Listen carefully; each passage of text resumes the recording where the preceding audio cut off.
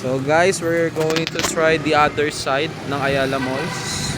So, kasama ko po ulit aking asawa, Priscilla Olores po. Ayan.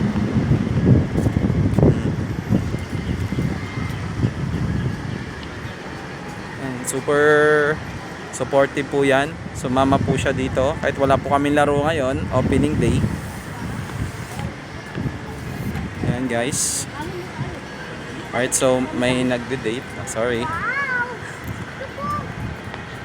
Alright, so ayan guys. Ito yung other side ng Ayala Malls. So ayan, pag ganitong oras meron po silang mga ganito. Pag gusto niyo pong mag food trip, ayan, pwede po kayo dito. Ayan.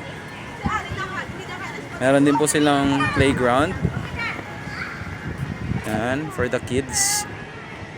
Medyo marami bata. Pag morning po, minsan wala dito. Ngayon po marami. Yan. So may mga rock formation po sila dito.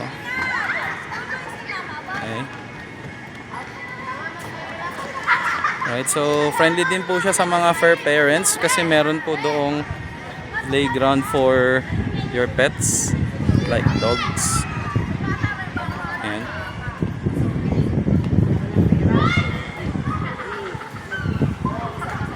Okay, so ano po siya, very nature lover po tong mall na to.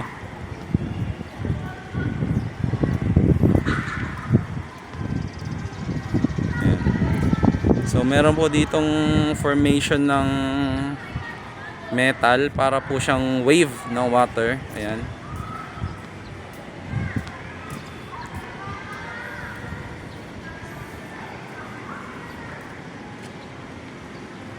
So tingnan natin ano to, anong tawag sa kanya.